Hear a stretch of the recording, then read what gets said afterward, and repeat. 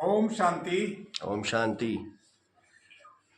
मीठे बच्चे, बाप आए हैं तुम्हें सर्व खजानों से मालामाल बनाने के इस लिए। पे एक उंगली रखे तुम करो, सिर्फ ईश्वरीय मत पर चलो। उंगली रख ले करो इस पे एक, यानी बंद हो जा। तुम ईश्वरीय मत पर चलो। अच्छी रीति पुरुषार्थ कर वर्षा लो, माया से हार नहीं खाओ।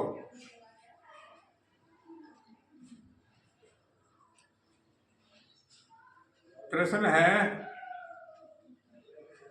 ईश्वरीय मत, देवी मत और मनुष्य मत में कौन सा मुख्य अंतर है? उत्तर है, ईश्वरीय मत से तुम बच्चे वापिस घर जाते हो, फिर नई दुनिया में ऊंच पद पाते हो। और देवी मत से तुम सदा सुखी रहते हो, क्योंकि वह भी बाप द्वारा इस समय की मिली हुई है। मत है लेकिन फिर भी उतरते तो नीचे ही है ना।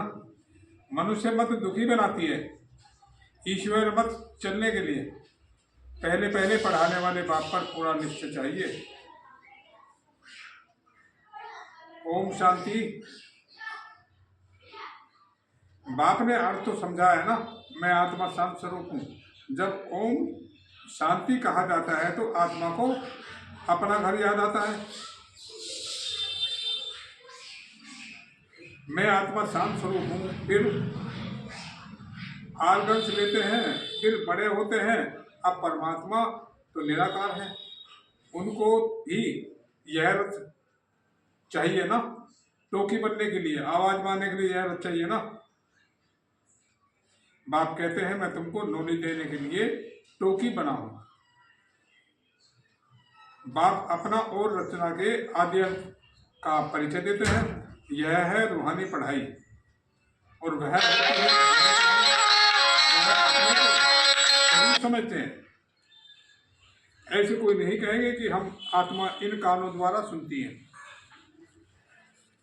अभी तुम बच्चे समझते हो बाप है पतित पावन, वही आकर समझाते हैं।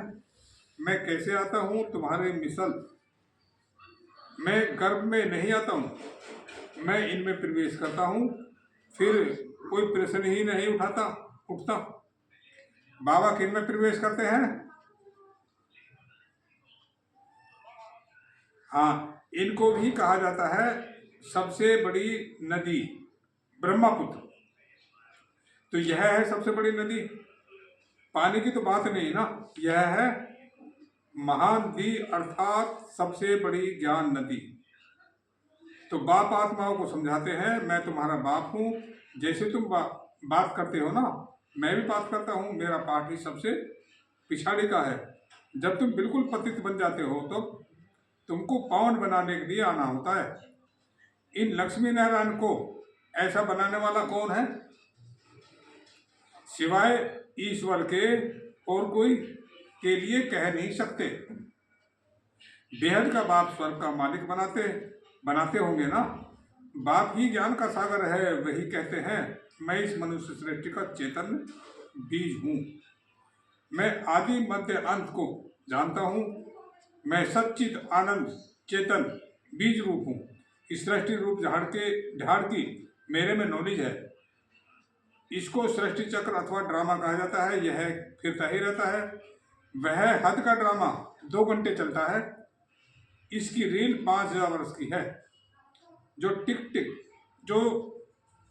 जो टाइम पास होता जाता है 5000 वर्ष से कम होता जाता है। तुम जानते हो पहले हम देवी देवता थे, फिर आहिस्ते आहिस्ते हम क्षत्रिय कुल में आ गए, त्रेता में। अब यह सारा बुद्धि में है ना, तो यह सिमरन करते रहना चाहिए। हम शुरू में 8 बजाना आए थे ना। हम सो देवी देवता थे, 1250 वर्ष राज्य किया। टाइम तो गुजरता जाता है ना, लाखों वर्ष की तो बात ही नहीं है। लाखों वर्ष का तो कोई चिंता नहीं कर भी न सके। तुम बच्चे समझते हो हम यह देव देवता थे, फिर पाठ बजाते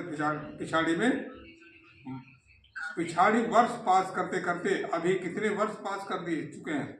धीरे धीरे सुख कम होता जाता है। हर एक चीज सतो प्रधान, सतो रजो तमो होती है ना, नई से पुरानी होती है, पुरानी जरूर होती है ना। यह फिर है बेहद की बात। यह सब बातें अच्छी रीति बुद्धि में धारण करनी चाहिए। औरों को भी समझाना है। सब तो एक जैसे होते नहीं है, जरूर भिन्न भिन्न रीति से समझाते होंगे ना। समझाने वाले भी एक जैसे नहीं होते, समझने वाले भी एक जैसे नहीं होते। चक्र समझना सबसे सहज है।